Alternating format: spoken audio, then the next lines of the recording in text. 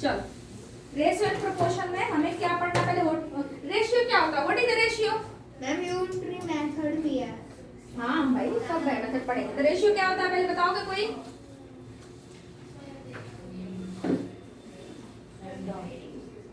ठीक है, ratio in ratio we compare two things are same times. ठीक है, इसमें रेशियो में क्या करते हैं? कंपेयर करते हैं। क्या चीजों को कंपेयर करते हैं? Compare of two quantities. ठीक है, क्वांटिटीज आर क्वांटिटी या तो और थिंग्स। ठीक है, पहले इधर ध्यान दो, क्या कर रहे हो? अभी रखो बिल्कुल, अभी बाद में काम करने के लिए तुम्हें पहले ध्यान दो बिल्कुल। इधर देखो, रेशियो कोई भी दो नंबर्स है, क्वांटिटीज है। क्वांटिटी क्या नंबर्स भी होते हैं या फिर कोई थिंग्स है, तो उसको कंपेयर करने के लिए आप रेशियो यूज करते हो। ठीक है, अब इसमें प्रोपोर्शन क्या होता है?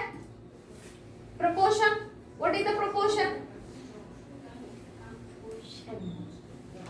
इन proportion we compare two ratios. ठीक है, वी कंपेयर टू रेशियोज। अब इसमें क्या करोगे? Compare of two ratios. ये कंपैरिजन आप कह सकते हो। क्या हो रहा है इसमें? आपने वो क्या लिखा है? कंपेयर ऑफ टू रेशियो कहाँ पे? मैम रेशियो के कंपेयर ऑफ टू क्वांटिटीज और थिंग्स। ठीक है, ma'am spelling quantities QUANTITIES, quantities. ठीक है, इसको आप क्या कर सकते हो? कंपेयर करने के लिए यूज करते हो। ठीक है, तो रेशियो को लिखते कैसे हैं? जैसे रेशियो लिखना हो कोई नंबर, रेशियो में क्वांटिटी कैसे लिखते हो आप?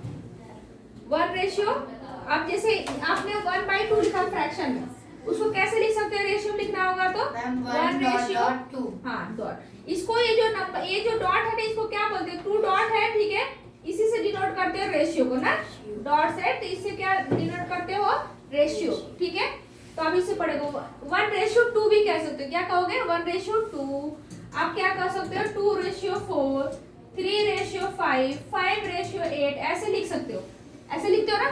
अब इनको आप कैसे लिख सकते हो? और भी फ्रैक्शन में भी लिख सकते हैं। कैसे लिखते हो? आप इसको 2/4 भी लिख सकते हो, 3/5 लिख सकते हो। ठीक है, 5/8 भी लिखते हो कि नहीं लिखते हो? तो इसको रेशियो बताते हो आप। ठीक है, ये चीजें आप करोगे। पहले समझ लो बच्चे, फिर करना। समझ लो, नहीं तो फिर समझ नहीं पाओगे। 3/5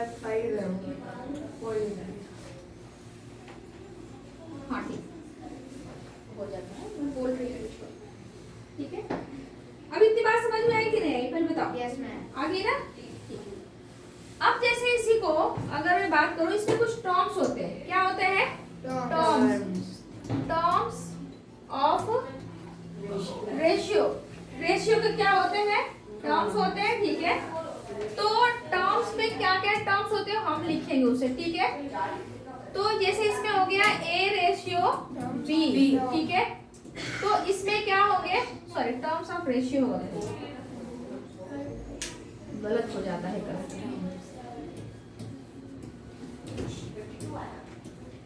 तो इसमें A/B हो गया, जिसमें टर्म क्या बोलोगे? इसको क्या बोलोगे आप? और B को क्या बोलोगे? बताओ, तो बता सकता है? चलो बताओ, क्या बोलोगे इसे? आप बताओ। इसको बोलोगे फर्स्ट टर्म। क्या बोलोगे? बुक नहीं देख रहे हो? बापे क्या कर रहे हो? बुक नहीं देख रहे हो? अभी लिखना, बिल्कुल लिखना बंद करो। मैं लिखने में टाइम दूंगी, पहले समझो। समझो तभी ले लो, देख लो। इसको क्या बोलोगे? First term. पहले इसको लिख लो, फर्स्ट टर्म। ठीक है, और इसको क्या बोलोगे? हाँ, सेकेंड टर्म को आप उसके इस नाम से जान सकते हो। ठीक है, टर्म। इसको फर्स्ट टर्म को क्या बोलते हो? Antecedent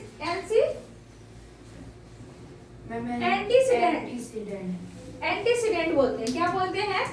antecedent. ठीक है, फर्स्ट टर्म को एंटीसीडेंट बोलोगे और सेकेंड टर्म को क्या बोलोगे? कॉन्सिक्वेंट।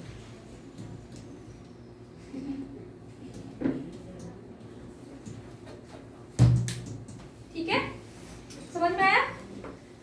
अब इसके बाद ये जब टर्म समझ लिए, तो अब इसमें क्या लिखोगे आप? जब भी इस रेशियो में आपका जब कुछ भी पूछेगा तो आप लिख सकते हो। जैसे यहाँ पे देखो दिया पढ़ो इसको जरा। The order of The order of the terms of the ratio cannot be changed. At age 2:3 cannot be written as 3:2. If the order of the term of a ratio changes, then the ratio also changes.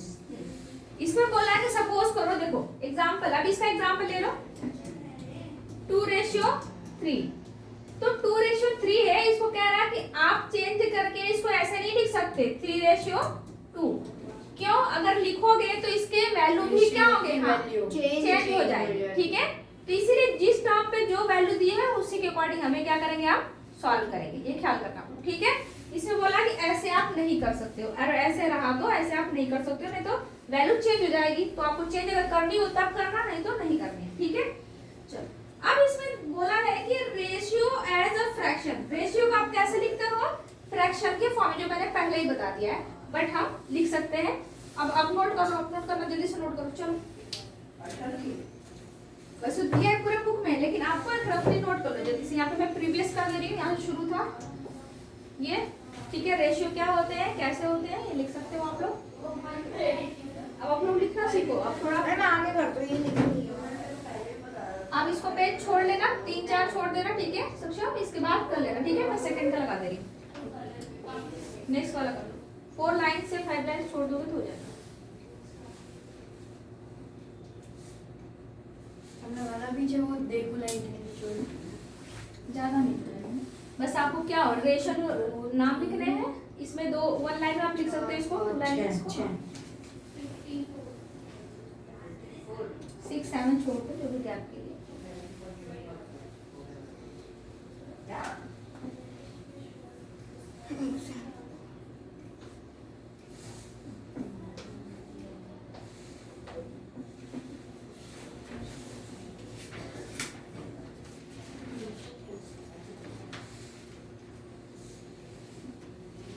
मैं इसके बाद decimal का समझा दे रही हूँ आपको भी, ठीक है, इनको समझा, ठीक है, क्लियर हुआ। अब हम नेक्स्ट हमारा क्या रहेगा, ratio as a fraction, ratio as a fraction क्या लिखोगे, रेशियो एज अ फ्रैक्शन, देख लो देख लो, फर्स्ट टर्म को एंटीसीडेंट, सेकंड टर्म को कॉन्सिक्वेंस, बुक में साथ देख लो, ठीक है। एग्जांपल आप इसका 2:3 लिख देना, ठीक है। अब हम आ जाते हैं रेशियो एज अ फ्रैक्शन।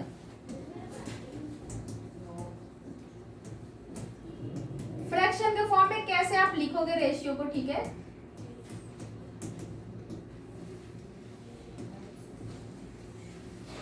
तो जैसे एग्जांपल अगर आप लिखना हो इसमें, अगर हम ए बी लें तो ए अपॉन क्या होता है, बी, ठीक है। इसको कैसे लिख सकते हो, ए रेशियो बी लिख सकते हो, ये बोला है इसमें, ठीक है। और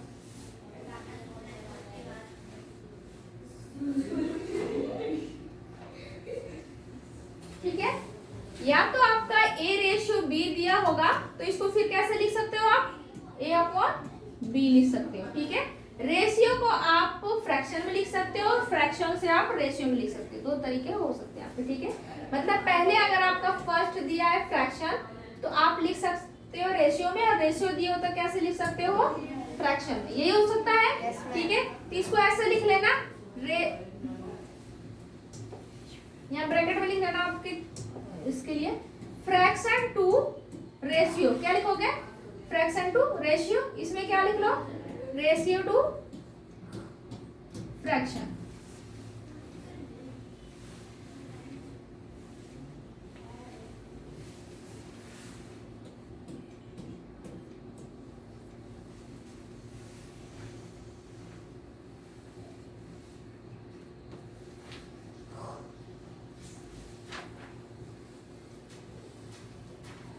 जैसे मैं इसमें एग्जांपल अगर दे दूं एक इसका, तो कैसे हो सकता है, एग्जांपल मैं ले लूं अगर 2/3 मैंने लिख दिया, ठीक है। इसको मैं कैसे, ये फ्रैक्शन है, इसको रेशियो में कैसे लिखूंगी, रेशियो 2:3 लिख दिया मैंने। अब इसी को फिर क्या लिखा मैंने, 2:3 है, तो फिर इसको मैं कैसे लिख सकती हूँ, 2/3, एग्जांपल में हो गया।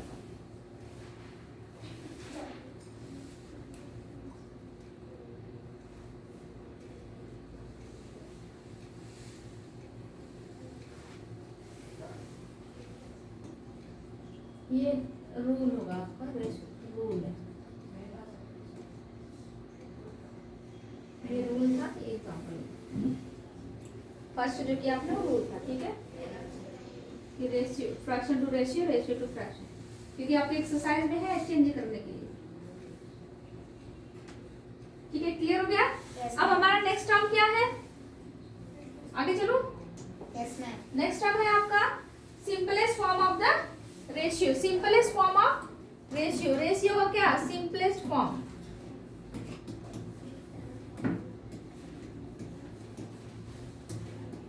ऑफ रेशियो, रेशियो को सिंपलेस्ट फॉर्म में कैसे लिख सकते हो आप, उसको रीड करो, वहां पे रीड करो।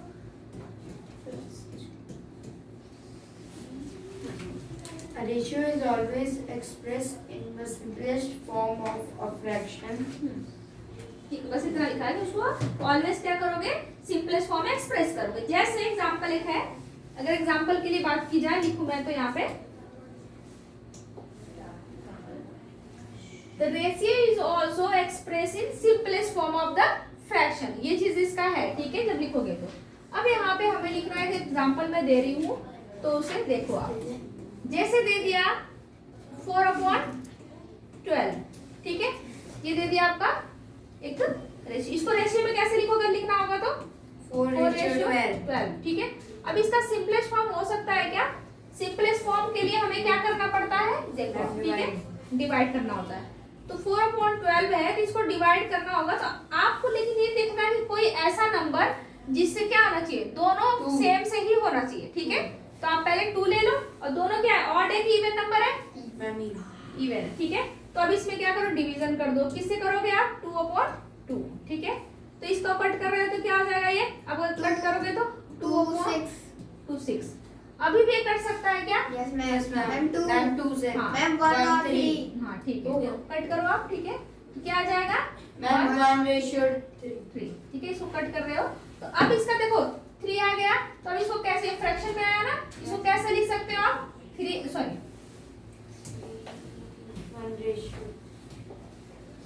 1:3, ये आपका आंसर, मतलब ऐसे आप लिख सकते हो, ठीक है। सिंपलेस्ट फॉर्म अगर आपकी बात की जाए रेशियो की, तो ऐसे होगा, ठीक है, आया समझ में। चलो अब इसमें आ जाते हैं हम इक्विवेलेंट रेशियो, एक आ जाता है आपका, इसका एक और मेथड भी है, ठीक है। मेथड 1 है आपका डिवीजन करके, एक और मेथड है इसका, कैसे निकाल सकते हो, हाँ, इसको जैसे इसका न्यूमरेटर डिनोमिनेटर का जो क्या है उसका एचसीएफ निकालने के बाद आपको पता चल जाएगा ना इसे कैसे, कितने से आपको डायरेक्ट, हाँ, उससे रूल पता चल जाता है, बिल्कुल, ठीक है। तो अभी देखो इस रूल को समझो, बिल्कुल सिंपल से, कोई दिक्कत नहीं होगी आपको, ठीक है। अब आ जाओ इसमें इक्विवेलेंट, एक आता है क्या, इक्विवेलेंट रेशियो, दूसरा टर्म क्या आता है आपका, इक्विवेलेंट रेशियो, कोई रीड करेगा A मेरा, ratio which can be expressed as a common ratio in their simplest form are called equivalent ratio. For example, 3:6 when simplest is equals to 1:2. Similar to ratio 4 when simplified is also equal to 1:2. Therefore 3:6 is equals to 2:4. 2:4 is equals to 1:2. 1 are equivalent ratios. देखो देखो बात समझो आप लोग, मैं बता रहे हैं।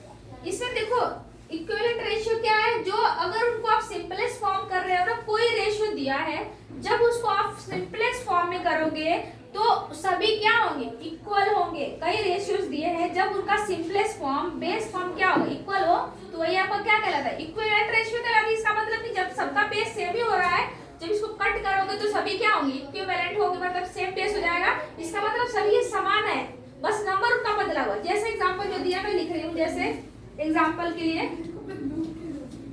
2/4 हाँ बोलो ना, हाँ क्या कुछ बोलो, ओके, कोई डाउट तो नहीं है, ये आपको समझ में सुना तक हो गया था पूरा। कुछ इसमें अगर दिक्कत होगी तो फिर अभी एक बार हम और सुना को देख लेंगे, अगर दिक्कत होगी। अब आप क्वेश्चन सॉल्व कर लिए तो कोई क्वेश्चन ऐसे हैं जो बिलोंग तो होंगे, इतना जल्दी नहीं हो जाएगा, कल है, ट्राई करना, नहीं फिर हम इसे सॉल्व करेंगे। Very good. तो अभी होमवर्क में आप लोग लिख लिए थे पहले, अब इसको भी ऐड कर लेना। क्या करोगे कि आपको 10 क्वेश्चन जो है आपको घर से करके आने हैं, ठीक है? चलो ठीक है, जाओ आप लोग, कॉल कर लोगे कि मैं दे दूंगा? ठीक ठीक। देखो बच्चों, और एक हो जाएगा 4/8 माय 5/10। सपोज करो इतने नंबर्स हैं, आप सभी इन सबको लिखो जरा और सबको कट करो, तो देखो सभी का रिजल्ट कितना आ रहा है। जरा कट करो आप लोग। ये सभी रेशियोज आपके हैं और इनको क्या करने हैं, कट करने हैं आपको। इनका देखो बेस फॉर्म कितना आ रहा है सभी का। मैम वो 9 है। कौन सा? ये नहीं 6 है। मैम ना उसके बाद वाला 8 है, उसके ऊपर 4 है। 4 है भाई।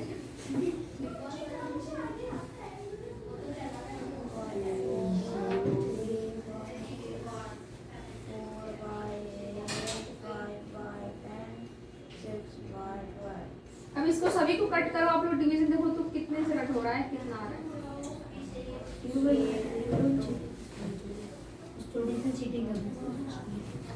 सपोज करो, चलो मैं 2 का करके बता रही हूँ, 2 का आप बताना। चलो 2/4 है, इसको कट करोगे किससे कटेगा? 2 से कट जाएगा। 1/2 तो कितना आ जाएगा? 1/2। मैम ये अभी भी जा रहा है। 3/6 है, अभी नहीं कटेगा। मैम 1 से जा रहा है। नहीं भाई, चलो ये इतना ही रहेगा, ठीक है? मैम 1 से। इसको बस इतना छोड़ दो। 3 वर्सेस 3 से आएगा। अब यहाँ पे हाँ 3 ले लो, 1 और 2 ठीक है? ठीक है, आप करोगे तो 1 सबको हो जाएगा, कोई दिक्कत नहीं, ठीक है? आप कर सकते हो। लेकिन अब यहाँ पे ले लो 3, तो क्या हो जाएगा? 1/2, इसका भी हो जाएगा, ठीक है? अब इनका भी ऐसे करके दिखाओ मुझे पहले, फिर मैं बताती हूँ क्या। सभी ऐसे लाइन से लिख लो जैसे मैंने लिखा है, ऐसे करके फिर कट करते जाओ।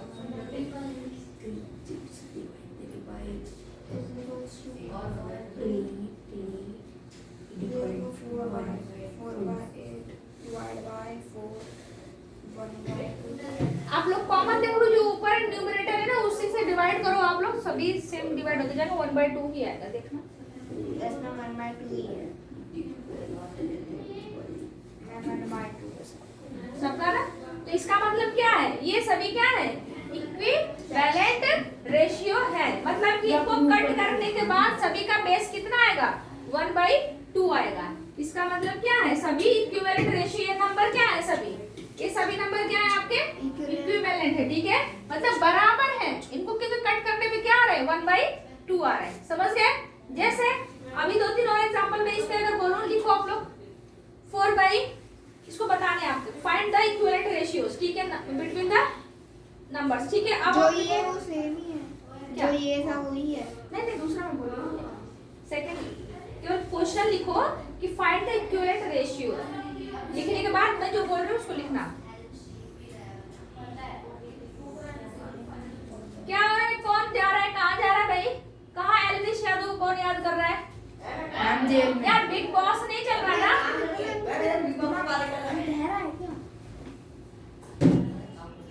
हर्षिता मैं अपना काम नहीं कर रहा, परेशान कर रहा है। मुझे नाम सुनाई दिया है और वो हर्षिता के लिए आवाज थी, तो अंत तो किया ना? मैम 2 क्वेश्चन मैं उस पे लिखा रही हूं, पर ध्यान से ठीक है सुनो। हाँ मैंने ऐसे कर रहा है। फिर क्या होगा? ध्यान से सुनो, लिखो आप लोग 5/20, 5/20 लिखो। 5/20, 3/15,